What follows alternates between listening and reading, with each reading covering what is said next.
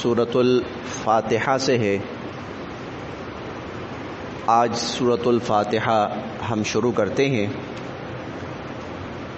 اس سورہ مبارکہ کے بہت سارے نام نبی کریم صلی اللہ علیہ وسلم نے ارشاد فرمائے ہیں۔ سورۃ الفاتحہ کے بہت سارے نام نبی کریم صلی اللہ علیہ وسلم نے ارشاد فرمائے ہیں۔ ایک نام سورۃ الفاتحہ بھی ہے، ایک نام سورۃ الشفا بھی ہے۔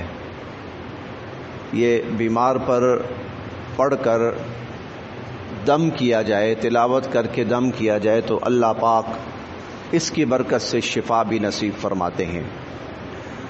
ام الکتاب بھی اس سورت کا نام ہے، ام الکتاب بھی، اور ام القرآن بھی اس سورت کا نام ہے۔ قرآن کریم میں اللہ تعالیٰ نے اس کے بارے میں سبع من المثانی کا لفظ بھی استعمال فرمایا ہے۔ وہ سورت، وہ 7 آیات جن کو بار بار تلاوت کیا جاتا ہے، بار بار جن کو پڑھا جاتا ہے، کیونکہ یہ وہ سورت مبارکہ ہے جو تقریباً ہر نماز کی ہر رکعت میں پڑھی جاتی ہے۔ سبع من المثانی، اسے خلاصۃ القرآن بھی کہا جاتا ہے کہ پورے قرآن کریم کا خلاصہ اللہ پاک نے اس سورہ مبارکہ کے اندر محفوظ فرما دیا، بیان فرما دیا۔ قرآن کریم کے آداب میں سے ایک ادب یہ بھی ہے کہ جب ہم قرآن کریم کی تلاوت شروع کرتے ہیں تو اعوذ باللہ من الشیطان الرجیم پڑھتے ہیں، کیونکہ اللہ تعالیٰ نے ہمیں اس کا قرآن کریم میں حکم فرمایا ہے فَإِذَا قَرَأْتَ الْقُرْآنَ فَاسْتَعِذْ بِاللَّهِ مِنَ الشَّيْطَانِ الرَّجِيمِ، جب قرآن کریم کی تلاوت کیا کرو تو شیطان مردود سے پناہ مانگ لیا کرو، اور حضور علیہ الصلوۃ والسلام نے اس پناہ مانگنے کا طریقہ یہ بتایا کہ اعوذ باللہ من الشیطان الرجیم پڑھ لیا کرو۔ یہ قرآن کریم کی تلاوت کا ادب ہے۔ باقی جتنی بھی کتابیں ہیں تو ان کے آغاز کے اندر اعوذ باللہ من الشیطان الرجیم ان کی تلاوت کا حصہ نہیں ہے، یہ صرف اور صرف قرآن کریم کی خوبی اور خاصیت ہے۔ تو اعوذ باللہ من الشیطان الرجیم، اس کا ترجمہ یہ ہے اعوذ، میں پناہ میں آتا ہوں، باللہ، اللہ تعالیٰ کی۔ ہم اس کو پناہ بھی کہہ سکتے ہیں، میں آسان لفظوں میں، لفظی ترجمہ پناہ ہی ہے، میں آسان لفظوں میں حفاظت کہتا ہوں۔ اعوذ باللہ، میں پناہ میں آتا ہوں، یعنی میں حفاظت میں آتا ہوں، باللہ، اللہ تعالیٰ کی، من الشیطان الرجیم، شیطان مردود سے، میں شیطان مردود سے اللہ کی پناہ میں، اللہ کی حفاظت میں آتا ہوں۔ بسم اللہ الرحمن الرحیم۔ دوسرا ادب یہ ہے کہ جب قرآن کریم کی تلاوت کرنی ہے تو اعوذ باللہ کے بعد بسم اللہ الرحمن الرحیم پڑھنا ہے۔ اعوذ باللہ کے بعد بسم اللہ الرحمن الرحیم پڑھنا ہے۔ تو بسم اللہ شروع کرتا ہوں اللہ کے نام سے، الرحمن جو بے انتہا مہربان ہے، الرحیم بہت رحم فرمانے والا ہے۔ الحمد للہ رب العالمین، الحمد، یہ 2 لفظ جمع ہو گئے ہیں، ایک الف لام ہے اور ایک حمد ہے۔ الف لام کا یہاں پر ترجمہ ہے تمام کی تمام۔ اس کو عربی کی اصطلاح میں، گرامر کی اصطلاح میں الف لام استغراقی کہا جاتا ہے، جو سب کے سب، تمام کے تمام کا معنی دیتا ہے۔ تو الف لام کا ترجمہ یہ ہے تمام کی تمام، سب۔ حمد، حمد تعریف کو کہتے ہیں۔ ہماری اردو زبان میں اسی کے ساتھ بہت سارے اور بھی لفظ بنے ہوئے ہوتے ہیں، جیسے حامد، جیسے محمود، جیسے محمد، جیسے حماد، جیسے حمید، یہ سب اسی لفظ حمد سے بنے ہیں. ان سب کا معنی یہی ہوتا ہے تعریف کرنے والا، جس کی تعریف کی گئی، بہت زیادہ تعریف کی گئی، بہت زیادہ تعریف کرنے والا. تو حمد لفظی معنی جو ہے تعریف کے ہے. اچھا، اسی سے متعلق ایک چھوٹی سی بات عرض کر دوں کہ جب بچوں کے نام رکھیں نا تو وہ سب سے پہلے ترجیحاً سب سے پہلے جن کے اندر ہا میم دال آتا ہو وہ نام رکھنا چاہیے. ہا میم دال، جیسے حامد، محمود، احمد، حماد، عبد الحمید. یہ حمد تعریف کے معنی میں آتا ہے. یہ پسندیدہ ناموں میں سے ہیں. نبی کریم صلی اللہ علیہ وسلم کے دونوں ذاتی نام اسی لفظ سے بنے. محمد بھی اسی سے بنا ہے اور احمد بھی اسی سے بنا ہے. بلکہ حضور علیہ الصلوۃ والسلام نے اپنے بارے میں خود فرمایا کہ میں محمود بھی ہوں، میں حامد بھی ہوں. محمود بھی اسی سے بنا ہے، حمد سے. حامد بھی اسی حمد سے بنا ہے تعریف کے معنی میں. اچھا، نام کے اندر نا ایک تو حامیم دال سے جو نام بنتے ہیں، دوسرا سین عین دال اس سے جو نام بنتے ہیں. سعد، سعید، مسعود، اسعد، سعاد، یہ ان سب کا معنی خوش نصیبی اور خوش قسمتی ہے. تیسرے نمبر پر ہا سین نون اس سے جو نام بنتے ہیں، حسن، حسین، حسنین، حسنا اور حسان، احسن، محسن، یہ سارے جو ہیں ہا سین نون سے بنتے ہیں. ان کا معنی خوبی، جمال، خوبصورتی، کمال، یہ معنی ہے. وہ نام آ گیا تھا تو میں نے دو تین یہ بھی ساتھ بتا دیے ہیں. یہ ان ناموں کو ترجیح دینی چاہیے. معنی کے لحاظ سے یہ نام بہت پیارے ہیں، بہت خوبصورت ہیں. یا تو حا میم دال سے بنتے ہوں، احمد، محمود، حامد، حمید، حماد، یا ہا سین نون سے بنتے ہوں، حسن، حسین، حسنین، احسن، محسن، حسان، یا اس سے بنتے ہوں سین عین دال سے بنتے ہوں، سعد، سعید، سعاد، اسعد، مسعود، اور اسی سے ملتے جلتے اور بھی. تو الحمد، حمد تعریف، الحمد تمام کی تمام تعریف، الحمد تمام کی تمام تعریف. للہ یہ دو لفظوں سے مل کر بنا ہے، لی اور اللہ. لی کے لیے، اللہ اللہ. ساتھ ساتھ سپارے پہ بھی ہم نے دیکھنا ہے، لی کے لیے، اللہ اللہ. الحمدللہ تمام تعریفیں اللہ کے لیے،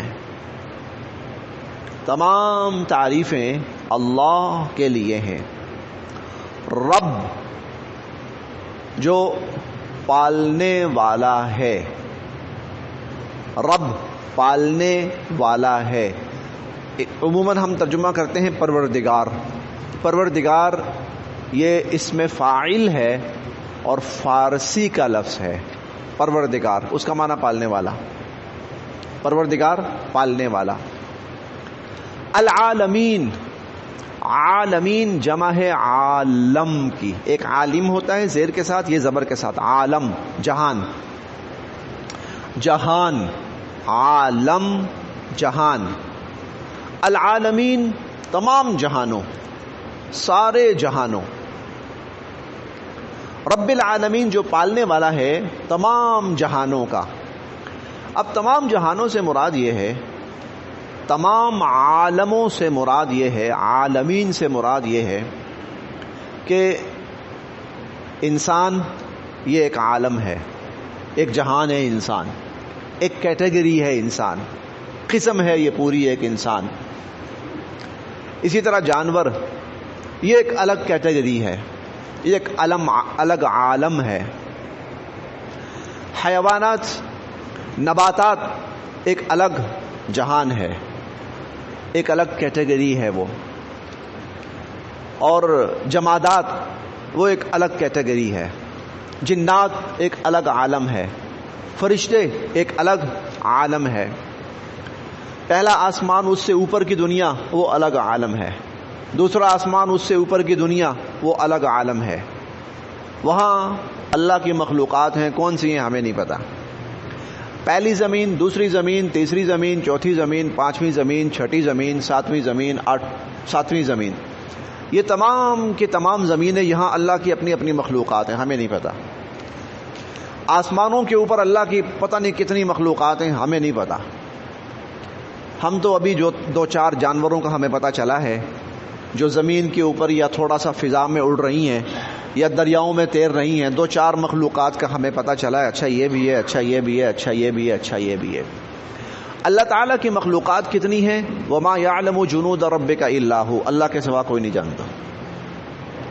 اللہ تعالیٰ کے سوا ہم سنتے ہیں 18,500، یہ وہ مخلوقات ہیں جن کا ہمیں پتا چلا ہے، جن کا ہمیں پتا چلا ہے۔ اللہ تعالیٰ کی مخلوقات کتنی ہیں ہمیں نہیں پتا۔ انسان ایک الگ مخلوق ہے، جانور الگ مخلوق ہیں، جانوروں کے اندر پھر ہر جانور اپنی جگہ ایک الگ مخلوق ہے، جیسے گائے اپنی جگہ ایک پوری الگ مخلوق ہے، گھوڑے اپنی جگہ ایک پوری الگ مخلوق ہے، بھینسیں اپنی جگہ ایک پوری الگ مخلوق ہے، اڑنے والے پرندے ان میں الگ الگ مخلوقات ہیں، رینگنے والے ان میں الگ الگ مخلوقات ہیں، تیرنے والے پانیوں کے اندر ان میں الگ الگ مخلوقات ہیں۔ ہمیں نہیں پتا اللہ کی کتنی مخلوقات ہیں۔ آسمان اللہ کی مخلوقات میں سے ایک مخلوق ہے، زمین اللہ کی مخلوقات میں سے ایک مخلوق ہے، ستارے اللہ کی مخلوقات میں سے ایک مخلوق ہے، چاند اللہ کی مخلوقات میں سے ایک مخلوق ہے۔ حضور صلی اللہ علیہ وسلم نے ایک دفعہ تشریف فرما تھے، ایک صحابی کے ذہن میں سوال آیا، کر دیا انہوں نے سوال یہ کیا کہ اللہ کے نبی اگر خدا نہ خواستہ زمین و آسمان اللہ کا حکم ماننے سے انکار کر دیں، ان کے ذہن میں خیال آیا، سوال آیا، انہوں نے کر دیا حضور صلی اللہ علیہ وسلم سے کہ اگر زمین و آسمان اللہ کا حکم ماننے سے انکار کر دیں تو کیا ہوگا؟ تو حضور علیہ الصلوۃ والسلام نے فرمایا کہ اللہ پاک ایک جانور بھیجیں گے اور وہ جانور ساتوں زمینوں اور ساتوں آسمانوں کو ایک لقمے میں ہڑپ کر جائے گا۔ یہ جواب ہضم کرنا بھی تھوڑا سا ٹائم لگے گا، اس بات کو ہضم کرنے میں بھی تھوڑا سا ٹائم لگے گا۔ ایک جانور بھیجیں گے، ساتوں زمینوں ساتوں آسمانوں کو ایک لقمے میں ہڑپ کر جائے گا۔ اللہ کے نبی اتنا بڑا جانور وہ رہتا کہاں ہے؟ ظاہر ہے اتنے بڑے جانور کو جگہ بھی اس سے کتنی بڑی چاہیے ہوگی۔ تو حضور علیہ الصلوۃ والسلام نے فرمایا اللہ کی چراگاہوں میں سے ایک چراگاہ میں۔ اب وہ ایک چراگاہ کتنی ہوگی، باقی چراگاہیں کتنی ہوں گی، ہم اللہ کی مخلوقات کے بارے میں تصور بھی نہیں کر سکتے۔ اب یہاں اللہ پاک فرما رہے ہیں کہ کائنات میں جتنی مخلوقات ہیں، جتنی چیزیں ہیں، جتنے عالم ہیں، جتنی اقسام ہیں، ان سب کو پالنے والا ایک اکیلا اللہ ہے، رب العالمین، تمام جہانوں کا پالنے والا۔ اس کا ایک مطلب یہ ہے، 100% یہ مطلب۔ پھر یہ ہے کہ انسان جو ہے یہ مختلف ادوار میں رہتا ہے۔ مختلف ادوار کون سے ہیں؟ ایک اس کا زمانہ وہ ہے انسان کا جب ابھی یہ تخلیق میں نہیں آیا، صرف روح ہے۔ پھر ایک وقت وہ آتا ہے کہ جب یہ تخلیق میں آ جاتا ہے، یعنی اس کا ایک وجود بننا شروع ہو جاتا ہے ماں کے پیٹ میں۔ پھر ایک وقت وہ آتا ہے جب وہ دنیا میں آ جاتا ہے۔ پھر ایک وقت وہ آتا ہے جب وہ یہ دنیا سے ایک اگلی دنیا میں چلا جاتا ہے۔ پھر ایک وقت وہ آئے گا جب وہ حشر کے میدان میں جائے گا۔ پھر ایک وقت وہ آئے گا جو یہاں سے جل کر وہ انشاءاللہ جنت میں جائے گا۔ یہ جتنے مراحل ہیں انسان کے، ان تمام مراحل میں کیا انسان، کیا جنات، کیا باقی تمام کی تمام مخلوقات، ان سب کو پالنے والا ایک اللہ، ایک اللہ ہے۔ میں اپنے بارے میں کہتا ہوں اور کسی کے بارے میں نہیں، میں ایک اکیلا انسان، آج میری عمر 42 سال کے قریب ہے۔ ان 42 سالوں میں کتنا کھا چکا ہوں، میں خود ایک اکیلا بندہ صرف اپنے کھائی ہوئی چیزوں کا حساب کرنا چاہوں نہیں کر سکتا۔ مجھے لگتا ہے سارا جہان کھا گیا ہوں میں، کون سی چیز ہے جو میں نے نہیں کھائی؟ اللہ کی کھر بہا مخلوقات، انسان تو کچھ بھی نہیں کھاتا، تھوڑا سا کھاتا ہے، اللہ کی مخلوقات تو پتہ نہیں کتنی کھاتی ہیں، ٹنوں کے حساب سے کھاتی ہیں۔ تو اللہ کی مخلوقات، ان سب کو اللہ رزق دے رہے ہیں، کھلا رہے ہیں، پوری زندگی کھلاتے رہتے ہیں، پلاتے رہتے ہیں رب العالمین۔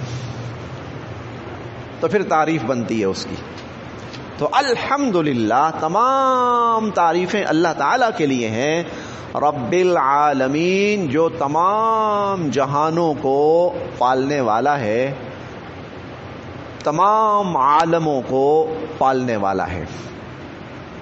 الرحمن الرحیم، یہ اتنی جڑی ہوئی ہے، یہ جو اگلی دو صفات آ رہی ہیں نا، یہ پہلی صفت کے ساتھ اتنی جڑی ہوئی ہے کہ یہ صفت نہ ہو تو شاید دنیا نہ ہو۔ اب یہ جو کچھ اللہ تعالیٰ کر رہے ہیں نا، سب کو پال رہے ہیں۔ تو یہ کیوں پال رہے ہیں؟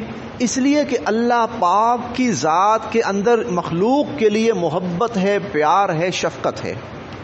یہ اللہ پاک کی اس محبت، شفقت، مہربانی، فضل، کرم کا اظہار ہے کہ اللہ پال رہے ہیں۔ کوئی حق نہیں ہے کسی کا کہ میں کہوں میرا حق ہے اللہ تعالیٰ مجھے کھلائیں، نہ، یہ محض زندگی دے رہے ہیں، پیدا فرما رہے ہیں، پیدا فرما کے دنیا میں لا رہے ہیں، دنیا میں پال رہے ہیں، ساری ضروریات پوری کر رہے ہیں۔ کیوں؟ الرحمن، بے انتہا مہربان ہیں، الرحیم، بہت رحم فرمانے والے ہیں۔ الرحمن الرحیم، بہت مہربان، بہت رحم فرمانے والے۔ اچھا، یہ الرحمن ہو یا الرحیم ہو، یہ بیسیکلی بنے دونوں ایک ہی لفظ سے ہیں، را ہا میم، اس سے بنے ہیں یہ دونوں لفظ۔ دونوں کا معنی قریب ایک جیسا ہی ہے۔ تو اہل علم فرماتے ہیں کہ الرحمن کا مطلب یہ ہے کہ جو دنیا میں مہربانی کر رہا ہے، اور الرحیم جو اللہ کی صفت ہے، اس کا اظہار آخرت میں ہوگا۔ دنیا میں وہ رحمان ہے، آخرت میں وہ رحیم ہے۔ اب دنیا میں جب اتنی مہربانی ہے کہ انسان عقل دنگ رہ جاتی ہے، تو پھر آخرت میں اس کی مہربانی کا کیا عالم ہوگا۔ تو الرحمن اللہ کی وہ صفت جس کا اظہار دنیا میں ہو رہا ہے، الرحیم اللہ کی وہ صفت جس کا اظہار آخرت میں ہوگا۔ الرحمن بہت مہربان ہے، الرحیم بہت رحم فرمانے والا ہے۔ مالکی، مالک ہے، یوم، دن کا، الدین، دین جزا سزا کے دن کا مالک ہے، یعنی قیامت کے دن کا، جزا سزا کا دن قیامت کا دن ہے۔ مالک یوم الدین، جزا سزا کے دن کا مالک ہے۔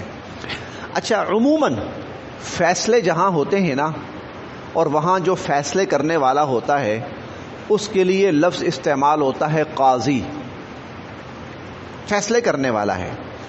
اللہ تعالیٰ نے اپنے لیے قاضی کا لفظ استعمال نہیں کیا کہ میں قیامت کے دن فیصلے کروں گا، جزا سزا کے فیصلے کروں گا، انعام یا سزا کے فیصلے کروں گا، تو اس کے لیے میں قاضی ہوں۔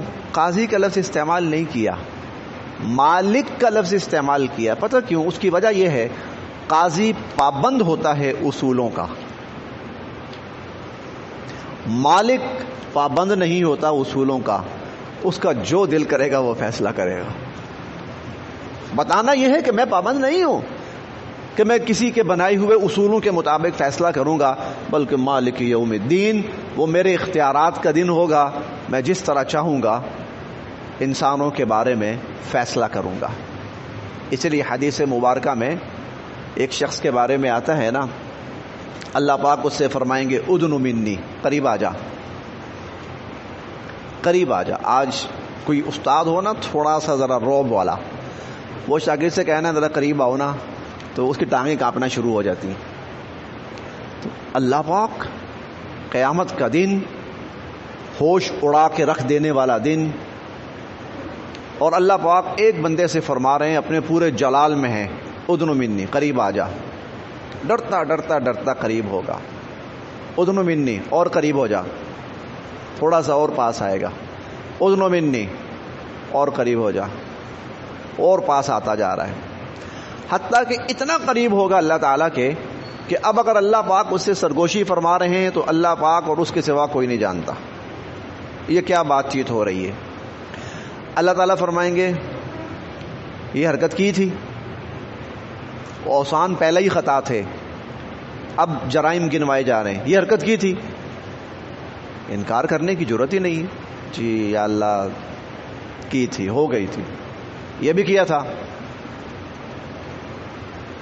ہو گیا تھا، یہ بھی کیا تھا، یا باری تعالیٰ آپ سب جانتے ہیں، ہوا ہے، گنواتے جا رہے ہیں، گنواتے جا رہے ہیں، گنواتے جا رہے ہیں، گنواتے، یہ ہم بھول جاتے ہیں نا، ہم کر کے بھول جاتے ہیں۔ وما کان ربک نسیا، رب تو بھولنے والا نہیں ہے نا، لا یضل ربی ولا ینسا۔ اب وہ سمجھ چکا ہے کہ میرا تو معاملہ خراب، سیدھا سادہ جہنم میں پھینکنا ہے، جرائم اللہ خود مجھے بتا رہے ہیں، میرے پاس کوئی عذر کی گنجائش ہی نہیں ہے۔ تو وہ شرمندہ صاحب کھڑا ہوا ہے، یا اللہ بس ہاں یہ سب ہاں کیا ہے۔ یکدم اللہ پاک اپنی رحمت کا اظہار فرمائیں گے جا میں نے تجھے بخش دیا، معاف کر دیا۔ سمجھ ہی نہیں آئے گی اس کو کہ یہ کیا ہوا ہے، اجا تجھے بخش دیا۔ مالک یوم الدین، وہ فیصلوں کا، وہ اصولوں کا، وہ قانونوں کا پابند نہیں ہے، بلکہ وہ پورے اختیارات کے ساتھ اس دن فیصلہ کرے گا، اور جو فیصلہ کریں گے اللہ تعالیٰ، تو اللہ تعالیٰ کے فیصلے کو کوئی چیلنج کرنے والا نہیں ہوگا۔ مالک یوم الدین، روز جزا کا وہ دن ایسا ہے کہ ساری انسانیت جمع ہے اور اللہ پاک نے ساری انسانیت کا فیصلہ فرمانا ہے۔ کیسا دن ہوگا؟ دنیا میں نا کچھ دن ایسے ہوتے ہیں، کسی بڑے اہم کیس کا فیصلہ ہونا ہوتا ہے، نظریں لگی ہوتی ہیں سب کی، آج فیصلہ ہونا ہے۔ ہماری پاکستان کی تاریخ میں کچھ فیصلے جو ہیں نا، کچھ کیس وہ بڑے مشہور ہوئے ہیں، اب پورے ملک کی نظریں لگی ہوتی تھیں، آج فیصلہ ہونا ہے، پتہ نہیں کیا فیصلہ ہونا ہے، کان ادھر لگے ہوئے ہیں، ٹی وی کھلے ہوئے ہیں، موبائل ہاتھوں میں، پیچھے کچھ عرصے میں ایسے بہت سارے فیصلے ہوئے ہیں کہ پورا ملک، بسا اوقات تو پوری دنیا، حالانکہ ایک فیصلہ ہو رہا ہے کسی ایک انسان کے بارے میں، اور یہ بھی ممکن ہے کہ جو فیصلہ ہوگا وہ اس کے خلاف کہیں اور ریٹ دائر کر دے گا، کہیں اور جا سکتا ہے، وہ چیلنج کر سکتا ہے اس فیصلے کو۔ اللہ اس قیامت کے دن ساری انسانیت کے حتمی فیصلے فرمائیں گے، وہ کتنا بڑا دن ہوگا۔ مالک یوم الدین، جزا سزا کے دن کا وہ مالک۔ 3 آیات آج ہم نے اتنی پڑھنی، یہ 3 آیات۔